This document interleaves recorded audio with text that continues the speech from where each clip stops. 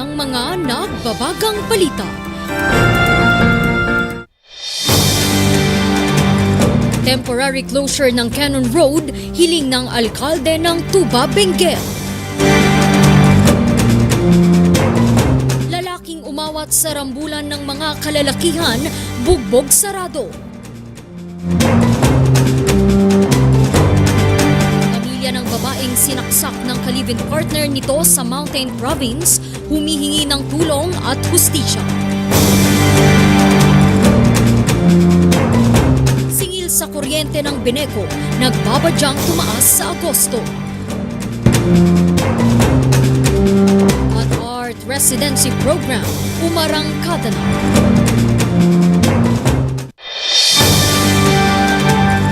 Mula sa RNG News Center Baguio, ito ang Zone Headlines.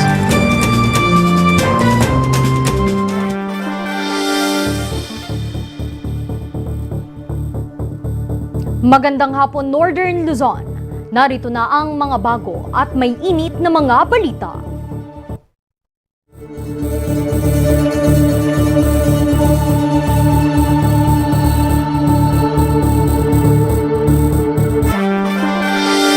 Bagamat pansamantalang binuksan ang Cannon Road, partikular sa Camp 6 para sa mga residente, hiling ng alkalde ng Tuba, Benguet, isara na muna ito para sa lahat.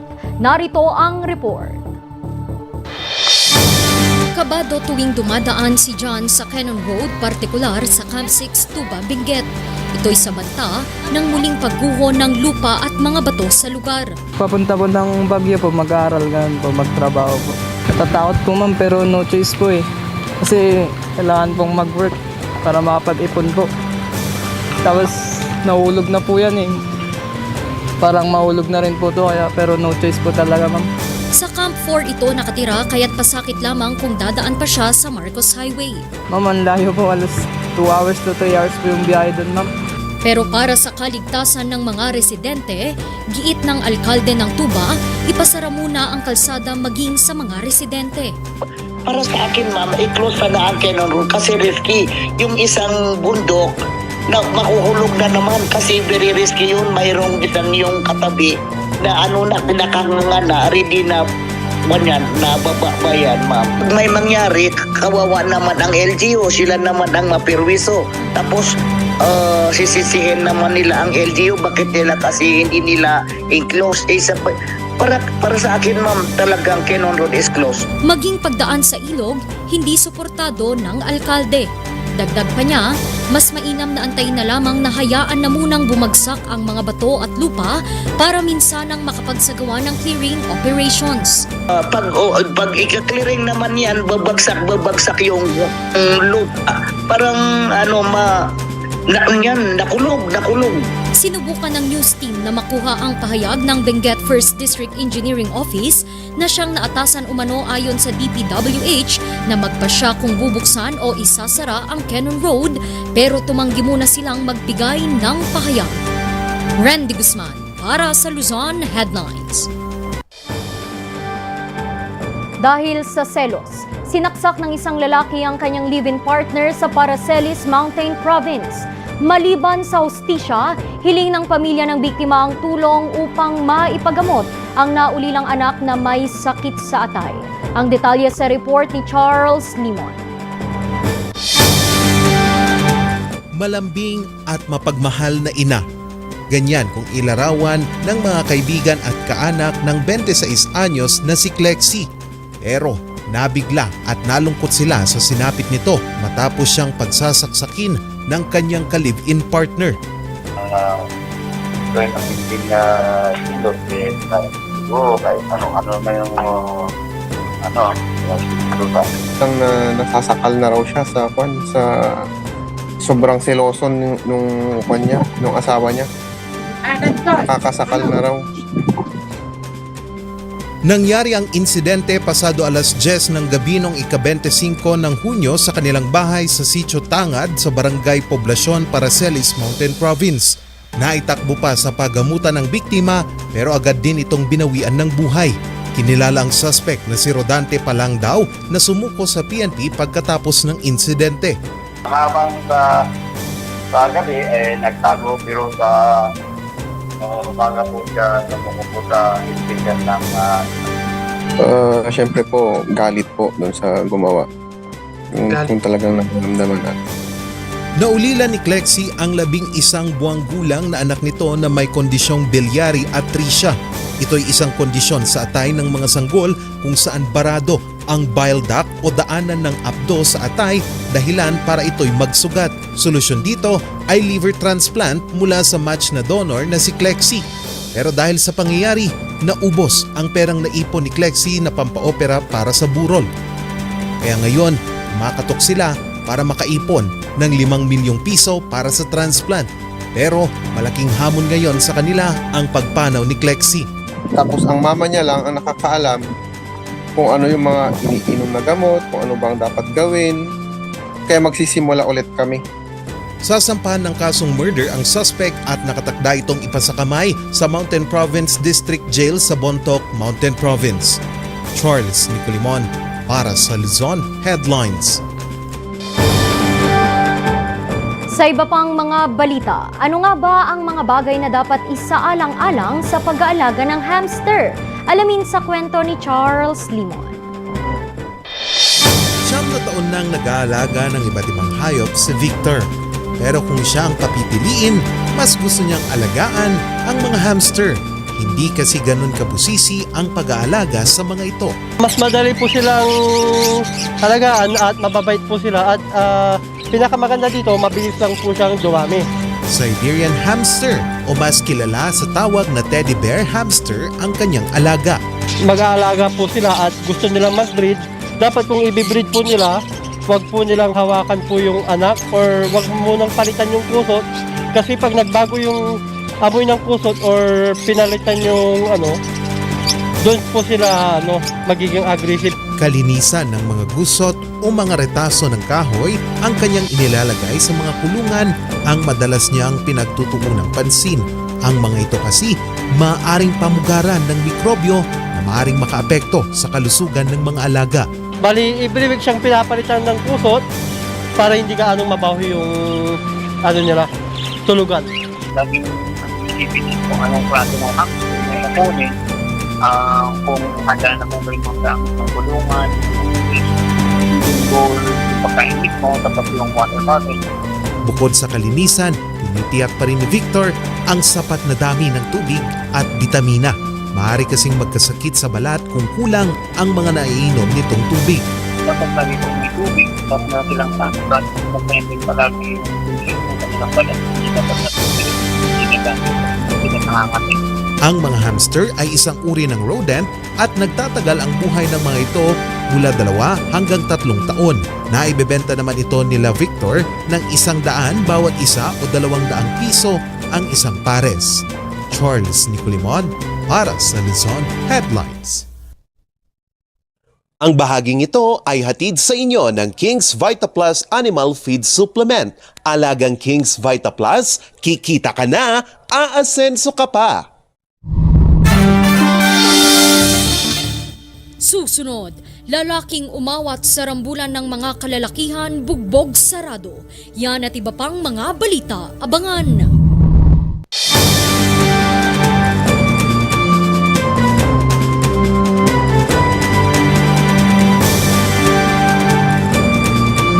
Happy habits para sa healthy Pilipinas. Sa sitong ginagalawan, paganda ng beef mo. Mobile, ready mobile. Kamay, hugasan, liwasan.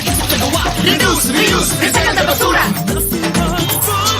Lumis na yan. Sugan ay unahin at mamanahin ng mamamayan. Ay healthy Pilipinas. Malakas sa magandang bukas. Ang bawat Pilipino sa mundo. Sa ulado ang pitong ito. Sa healthy habits, go na go. To those of you interested to join our free art lessons, we will be doing it every Saturday, and it will be from 9 o'clock to 11:30. We will do it here. Gamitin mo yung galing mo sa art. So join and be counted.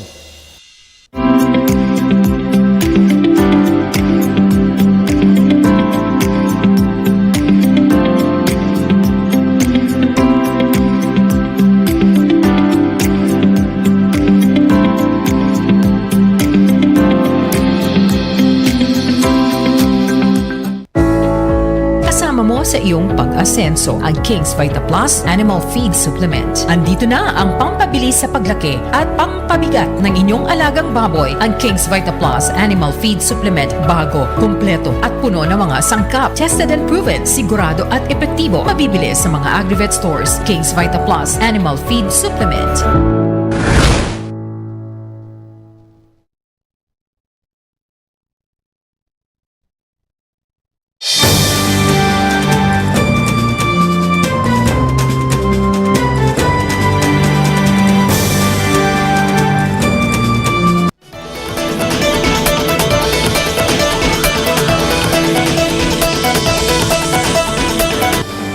Ginulpi ng grupo ng mga kalalakihan sa Baguio City ang isang lalaki na awat lang sana sa gulo sa loob ng isang bar na umabot sa rambulan. Ang pangyayari sa pool sa CCTV. Magbabalita Charles Limon. Suntok, tadyak, sipa at sapak ang inabot ng lalaking ito sa kahabaan ng Lacandula Street sa Barangay Kagitingan, Baguio City. Ito'y matapos siyang pagdiskitahan ng isang grupo ng mga kalalakihan kahapon ng alas 12:30 ng madaling araw. Yung isang table, nakonsunadahan ng grupo ng suspect. So, binato ng suspect yung table ng kinonsunadahan nila. Itong si victim, mag-aawat lang naman sana siya to pacify sana. Pero yung binalingan ng mga suspekto, siya yung nakuha dun sa video na napost. Nagsimula ang gulo sa loob ng isang bar hanggang umabot ito sa kalye, base na rin sa kuha ng CCTV ng barangay. Nagtakbuhan naman ang mga kasama nito habang lalo pang ginulpi ng mga suspect ang biktima. Agad namang rumisponde ang mga pulis sa insidente at agad na nahuli ang suspect. Bumalik naman sa labas ng bar ang biktima at nagawa pa nitong gumanti ng suntok sa suspect. Gumanti rin ng suntok ang mga kasama ng biktima pero inawat na ito ng mga pulis.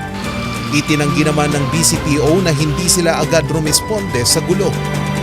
Namit natin yung 3 minutes, sir. So, nung nirespondihan ng tropa natin, dinala agad si biktima sa may hospital for check-up. And then, nung okay na siya, dinala sa may Station 7.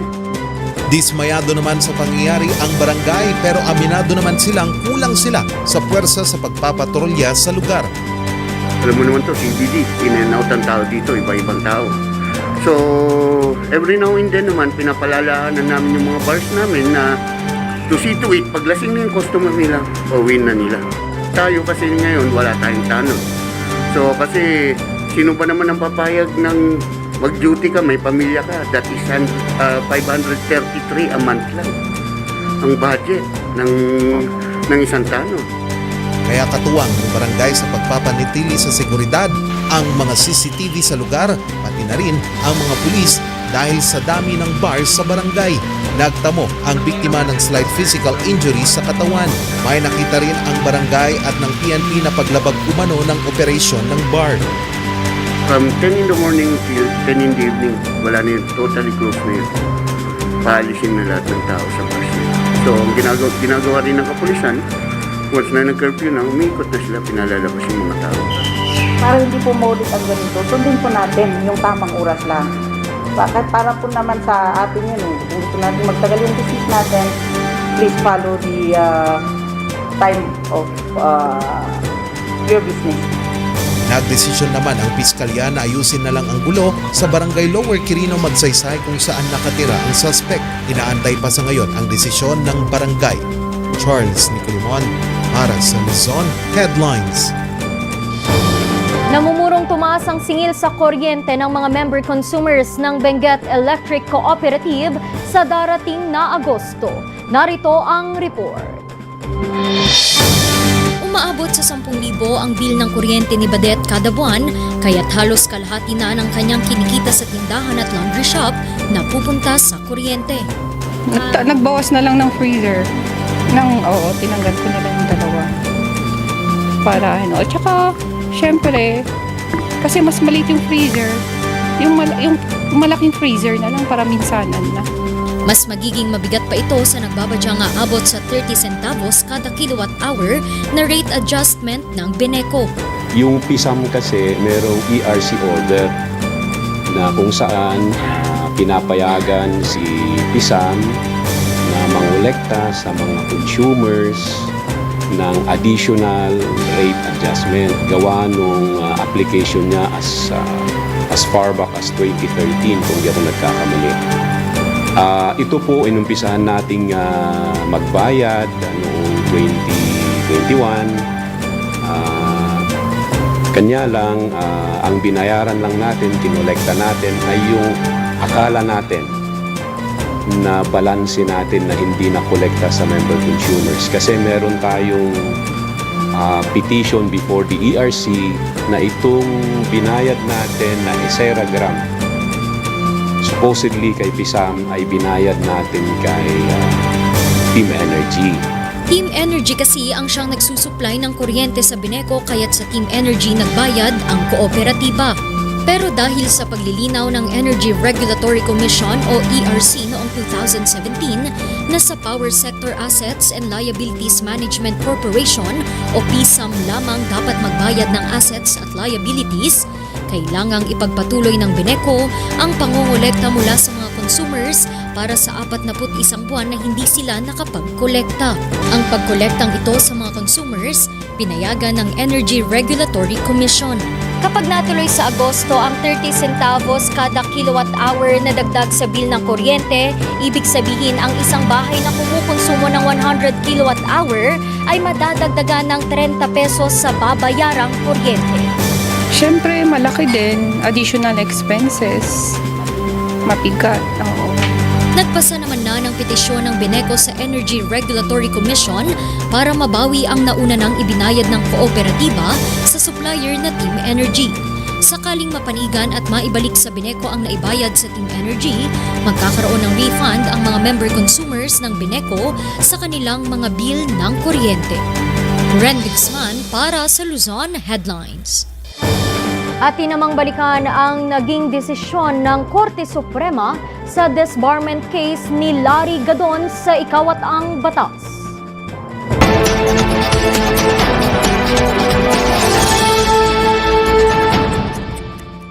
Let us talk about a disbarment proceeding against a lawyer. And of course, this is purely for academic purposes, considering na ang disbarment proceeding against a lawyer is always private and confidential. However, in a recent decision of the Supreme Court that was well publicized in media and social media, ito yung pinag-usapan, yung decision ng disbarment case against attorney Larry Gadon. And we will not go into the merits of the case but purely on the decision ng ating Korte Suprema. And the reason why the Supreme Court disbarred him is because of a video clip. No? According to the Supreme Court, it is indisputably scandalous that discredits the legal profession. The High Court, yung Supreme Court, has emphasized in this case na there is no room for sexism or misogyny in the practice of law. The privilege to practice law is bestowed on competent, morally, as well as academically, who observe honesty, respect, and courtesy, and uphold the dignity of the legal profession. Ano nga ba itong nasabi ni Attorney Gadon dun sa video clip where he attacked Raisa Robles, a media man? Among others, sinabi niya PI, of course. Siguro kung yun lang ang nasabi niya, walang problema because Sabi nga na natin, in recent Supreme Court decisions, ang pagsabi ng PI has no criminal liability because it is a mere expression. Kaya lang, nadagdagan pa ng that a dog will rape the journalist, no? And other words that is not expected coming from a member of the profession. Itong 15-0 vote ng ating Korte Suprema napakahirap baliktarin. And even if he files a motion for reconsideration, he needs around 8 votes para ma-overturn yung disbarment na yan na ginawad ng ating Korte Suprema.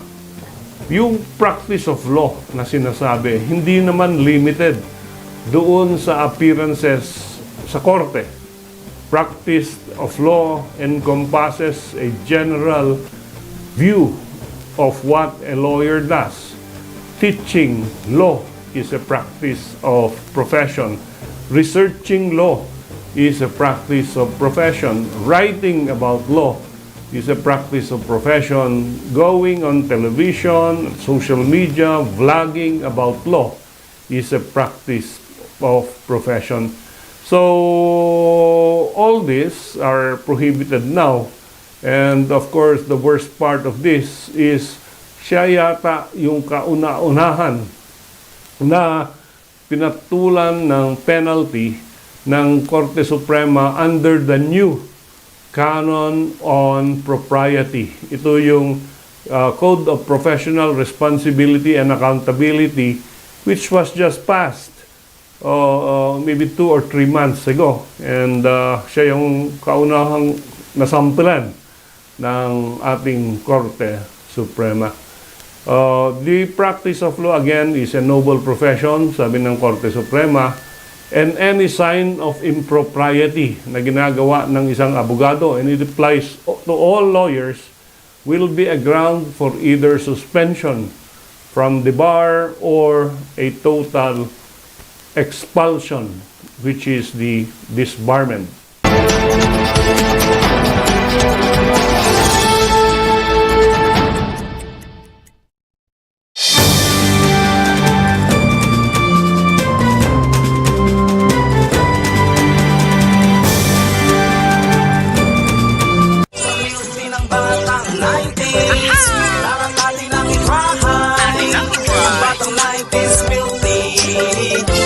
Magsisisi, promise. Sa milky ng batang 90s.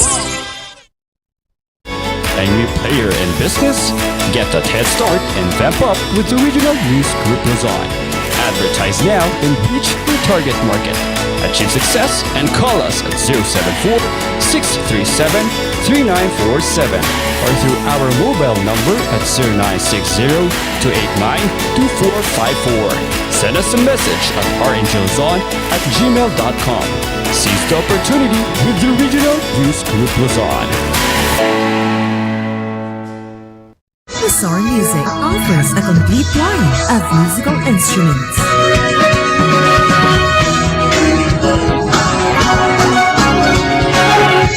Bizarre Music, Baguio's pioneer in online music and art lessons.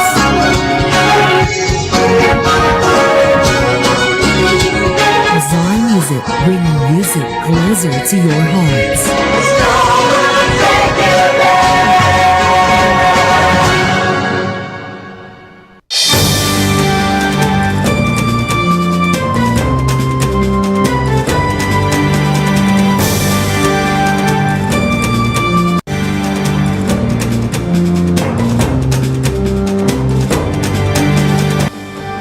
Iba't ibang art lessons, iba't ibang mga artist at iba't ibang mga lugar.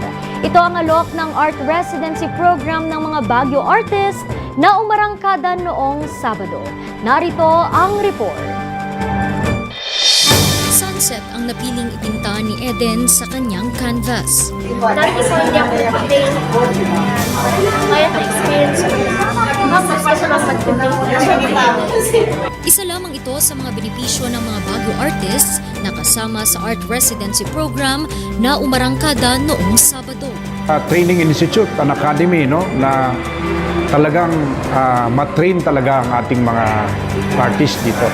And we're very confident that we will be able to produce a lot of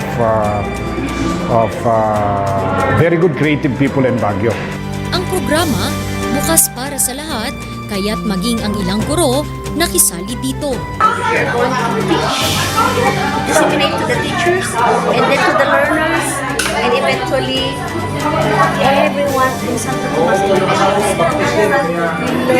this art residency, and then everybody will be feeling good, wala nang stress. Hindi rin ito pinalagpas ni Karil na isang amateur artist. I think it's very helpful na ina-establish mo na po yung pangalan right now. Alam mo nakinig sa other artists ay kilala sila. Para po na-establish mo na paano ko lang kung naiisahan ko sa kilala ko sa kanila kung sino-sino as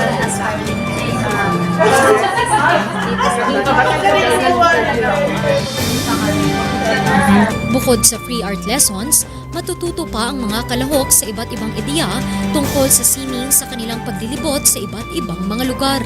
You share yung experiences as an artist. Yung parang other experiences of artists. I can share this with other people kahit hindi sila artists. Like again, even if you're not an artist, you can still start creating. Katuwang sa programang ito ang mga pribadong sektor. This year we thought of doing something mas novel. Kaya naisip namin with Councilor Yamon na we can come into a program that is more novel para sa mga next generation na talented na bata. Ang probinsya ng Apayao, La Union at Pangasinan ang unang pupuntahan ng mga kasama sa programa. Randy Guzman para sa Luzon Headlines. At yan ang mga balitang nakalap ng Luzon Headlines ngayong araw. Muli, maraming salamat at magandang araw sa ating lahat.